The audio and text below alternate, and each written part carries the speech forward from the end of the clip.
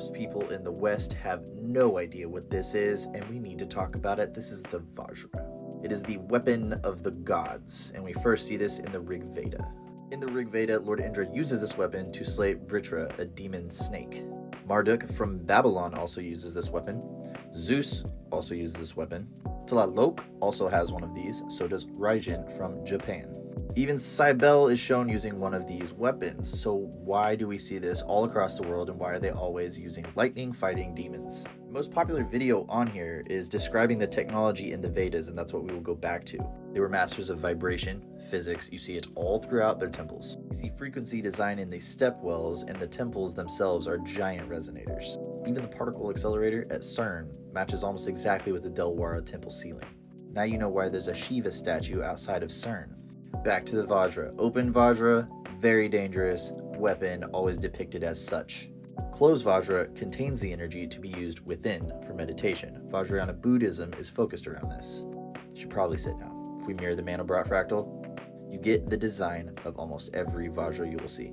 If you just replace one side with the Mandelbrot fractal, it pretty much completes the design.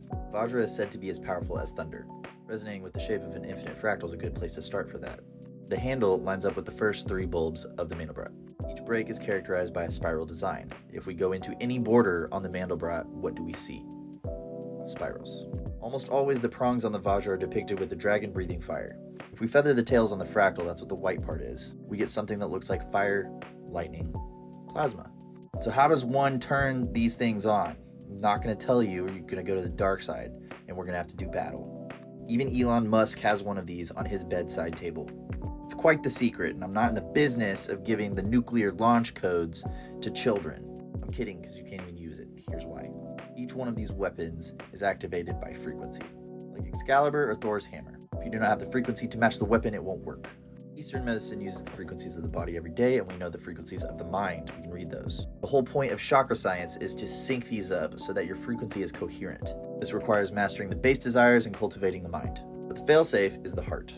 Heart is the driver of life. It has its own frequency. If your heart's not in the right place, all of the cool stuff in the higher dimensions is denied to you. If all your frequencies are chaotic, that signal is neutral. If they are aligned, it's amplified. That's how waves work. These artifacts come from a time when this wasn't technology, this was technology. But today, we're too busy arguing who did it first and who gets the credit instead of matching up these simple patterns and figuring it out. This video covers 4 pages of my new book. It comes out Monday. It is a sequel to Codex Esoterica, and it's a part of my series on esoteric education. This one's still my most useful book. It's a self-help book. It shows you how to use all this. If you haven't read any, I'm having a bundle sale right now until Monday.